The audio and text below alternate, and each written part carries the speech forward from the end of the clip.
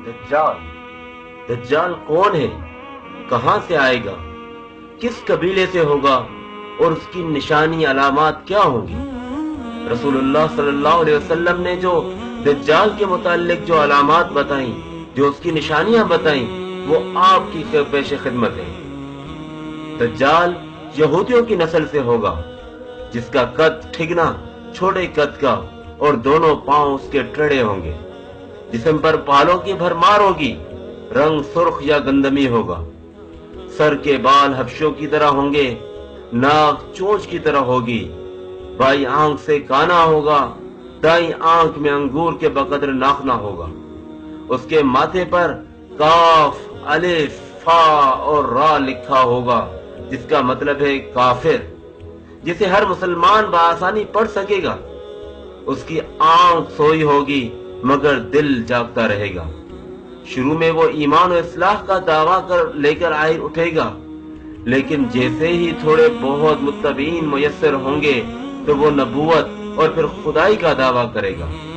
اس کی سواری بھی اتنی بڑی ہوگی کہ اس کے دونوں کانوں کے درمیانی فاصلہ ہی 40 گز کا ہوگا۔ ایک قدم تا حد نگاہ مسافت کو طے کر لے گا۔ دجال پکا جھوٹا اور اعلیٰ درجے کا شعبدہ باز ہوگا۔ اس کے پاس غلوں کے ڈھیر اور پانی کی نہریں ہوں گی۔ زمین میں مدفون تمام خزانے باہر نکل کر شہد کی مکھیوں کی مانند اس کے ساتھ ہو لیں گے۔ جب قبیلہ اس کی خدائی پر ایمان لائے گا، دجال اس پر بارش برسا دے گا، جس کی وجہ سے کھانے پینے کی چیزیں ابل پڑیں گی، درختوں پر پھل آ جائیں گے۔ کچھ لوگوں سے آ کر کہے گا، اگر میں تمہارے ماں باپوں کو زندہ کر دوں تو کیا تم میری خدائی کا اقرار کرو گے؟ لوگ اس بات میں جواب دیں گے، اب دجال کے شیطان اور اس کے چیلے ان لوگوں کے ماں باپوں کی شکل میں نمودار ہوں گے۔ نتیجتاً بہت سے افراد ایمان سے ہاتھ دھو بیٹھیں گے۔ اس کی رفتار آندھیوں سے زیادہ تیز اور بالوں کی طرح رواں ہوگی۔ وہ کرشموں اور شعبدہ بازیوں کو لے کر دنیا کے ہر چپا چپا کو روندے گا۔ تمام دشمنان اسلام اور دنیا بھر کے یہودی امت مسلمہ کے بغض میں اس کی پشت پناہی کر رہے ہوں گے۔ وہ مکہ معظمہ میں گھسنا چاہے گا، مگر فرشتوں کی پہرے داری کی وجہ سے ادھر گھس نہ پائے گا، اس لیے نامراد اور ذلیل ہو کر واپس مدینہ منورہ کا رخ کرے گا۔ اس وقت مدینہ منورہ کے 7 دروازے ہوں گے اور ہر دروازے پر فرشتوں کا پہرا ہوگا، لہذا یہاں بھی منہ کی کھانی پڑے گی۔ انہی دنوں مدینہ منورہ میں 3 مرتبہ زلزلہ آئے گا، جس سے گھبرا کر بہت سارے بے دین اور کمزور ایمان والے لوگ شہر سے نکل کر بھاگ نکلیں گے۔ باہر نکلتے ہی دجال انہیں لقمہ تر کی طرح نگل لے گا۔ آخر ایک بزرگ اس سے بحث و مناظرہ کے لیے نکلیں گے اور خاص اس کے لشکر میں پہنچ کر اس کی بابت دریافت کریں گے۔ لوگوں کو اس کی باتیں شاق گزریں گی، لہذا اس کے قتل کا فیصلہ کر دیں گے، مگر چند افراد آڑے آ کر یہ کہہ کر روک دیں گے کہ یہ ہمارے خدا یعنی دجال کی اجازت کے بغیر اس کو قتل نہیں کیا جا سکتا۔ چنانچہ اس بزرگ کو دجال کی دربار میں حاضر کیا جائے گا، جہاں پہنچ کر یہ بزرگ چلا اٹھے گا کہ میں نے پہچان لیا کہ تو ہی دجال ملعون ہے، اور رسول اللہ صلی اللہ علیہ وسلم نے ہمیں تیرے ہی خروج کی خبر دی تھی۔ دجال اس خبر کو سنتے ہی آپے سے باہر ہو جائے گا اور اس کو قتل کرنے کا فیصلہ کر دے گا۔ درباری فوراً اس کے 2 ٹکڑے کر دیں گے۔ دجال اپنے حواریوں سے کہے گا کہ اب اگر میں اس کو دوبارہ زندہ کر دوں تو کیا تم کو میری خدائی کا پختہ یقین ہو جائے گا؟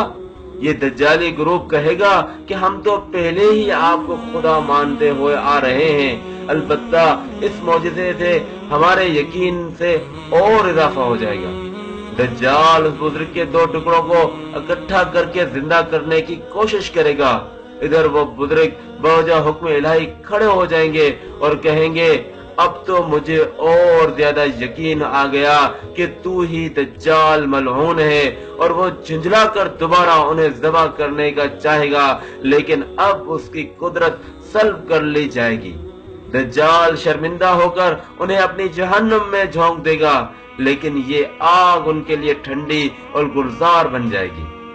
اس کے بعد وہ شام کا رخ کرے گا، لیکن دمشق پہنچنے سے پہلے ہی حضرت مہدی علیہ السلام وہاں پہنچ چکے ہوں گے۔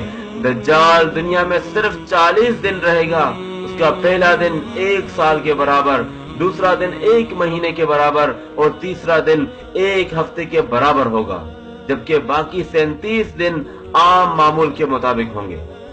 امام مہدی علیہ السلام دمشق پہنچتے ہی زور و شور سے جنگ کی تیاری شروع کر دیں گے، لیکن صورتحال بظاہر دجال کے حق میں ہوگی، کیونکہ وہ اپنی مادی و افرادی طاقت کے بل پر پوری دنیا میں دھاک بٹھا چکا ہوگا۔ اس لیے عسکری طاقت کے اعتبار سے اس کو شکست بظاہر مشکل ہوگی، مگر اللہ کی تائید اور نصرت کا سب کو یقین ہوگا۔ حضرت مہدی علیہ السلام اور تمام مسلمان اسی امید کے ساتھ دمشق میں دجال کے ساتھ جنگ کی تیاریوں میں ہوں گے کہ تمام مسلمان نمازوں کی ادائیگی دمشق کی قدیم شرح آفاق مسجد میں جامع اموی میں ادا کرتے ہوں گے۔ امام مہدی علیہ السلام ایک دن نماز پڑھانے کے لیے مصلی کی طرف بڑھیں گے تو عین اسی وقت حضرت عیسیٰ علیہ السلام کا نزول ہوگا۔ نماز سے فارغ ہو کر لوگ دجال کے مقابلے کے لیے نکلیں گے۔ دجال حضرت عیسیٰ علیہ السلام کو دیکھ کر ایسا گھلنے لگے گا جیسے نمک پانی میں گھل جاتا ہے۔ پھر حضرت عیسیٰ علیہ السلام آگے بڑھ کر اس کو قتل کر دیں گے، اور حالت یہ ہوگی کہ شجر و حجر آواز لگائیں گے کہ اے روح اللہ میرے پیچھے یہودی چھپا ہے، چنانچہ وہ دجال کے چیلوں میں سے کسی کو بھی نہ چھوڑیں گے۔ پھر وہ سلیب کو توڑ دیں گے، یعنی سلیب پرستی ختم کر دیں گے، اور اس کے بعد خنزیر کو قتل کر کے جنگ کا خاتمہ کریں گے۔ اس کے بعد مال و دولت کی ایسی فراوانی ہوگی کہ اسے کوئی قبول ہی نہ کرے گا، اور لوگ ایسے دیندار ہو جائیں گے کہ ان کے نزدیک ایک سجدہ دنیا وما فیہا اور دنیا کی تمام چیزوں سے بہتر ہوگا۔ یہ قصہ جو صحیح مسلم حدیث کی مستند ترین کتابوں صحیح مسلم، ابن ماجہ، ابو داؤد اور ترمذی اور طبرانی اور حاکم اور احمد میں اسی طرح واقع ہے۔ یاد رہے کہ فتنہ دجال سے آگاہی تمام انبیاء السلام کی سنت ہے، جبکہ یہ آج سنت مٹتی جا رہی ہے اور لوگ دین سے دوری اپناتے جا رہے ہیں، اور ایسے میں دجالی فتنوں کی طرف بڑھتے جا رہے ہیں۔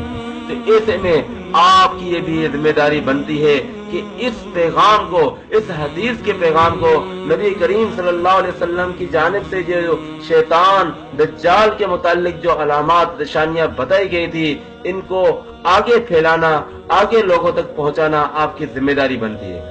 آخر میں آپ سے بس یہی گزارش ہے کہ ایک مرتبہ، کم از کم ایک مرتبہ اس ویڈیو کو شیئر کر کے اس اپنے فریضے اور ذمہ داری کو پوری کر دیں۔